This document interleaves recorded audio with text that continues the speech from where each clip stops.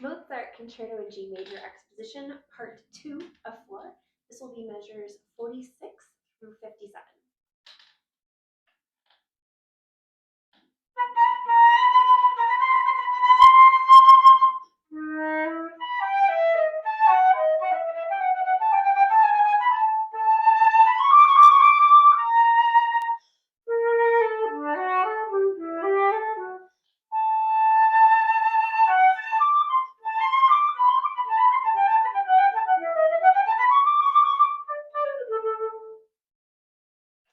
Okay, let's talk about rhythm. So in the classical period, all of your ornamentation is metered, which means it does have rhythm. When you look at it on the page, all the times it just looks like grace notes, and you think I should just play it as fast as I can. Not true. We need some rhythm. So let's look at right where I started in measure 46. I want you to practice this without the A sharps to begin. Okay, so you're getting that really, really solid. And then when we add in the A sharps, which in this case are little appoggiaturas, they should get, well, the first one gets half of the note that follows because it's an eighth note. So it's a duple meter note, so it gets half the value. So the A sharp is a 16th and the B is a 16th. And then because the next one is in front of a triple value note, meaning it's a dotted note that gets divided into 3 parts, it gets 1/3 of the beat. So it gets an eighth note. So if the rhythm were all written out for you, it would be eighth note, 2 16th notes, eighth note, quarter note, then as printed. Okay. If that's confusing, write it out for yourself and it'll make sense. And you practice it without them first,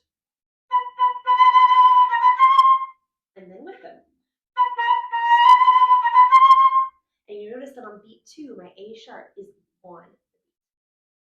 The pickup to measure 48, much like the first part of this exposition that we talked about, that D sharp E should not come out of nowhere. This is another example of Mozart just using octave displacement.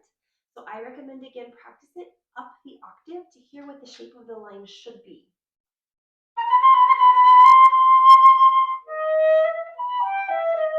Do you like that? It makes perfect sense. It feels really, really easy. Try and keep that character as you go down the octave.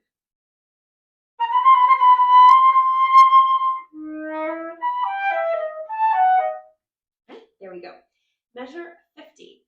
This is another appoggiatura before a duple meter note, which means it can be divided by 2. So it's going to get half the value. So your B is going to be a 16th note and your A is going to be a 16th note, still followed by that 8th note A.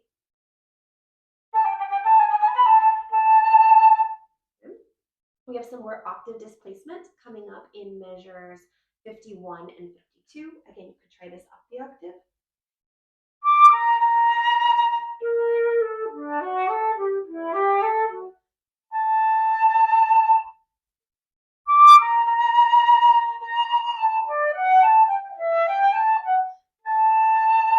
You see how it feels just so much easier that second time through when I took it up the octave, then I could work on going back down.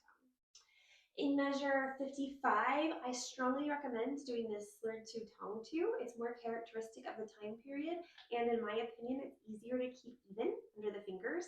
This is another great place, really all of this is a great place, to practice with the metronome on the upbeat to make sure you do not rush here.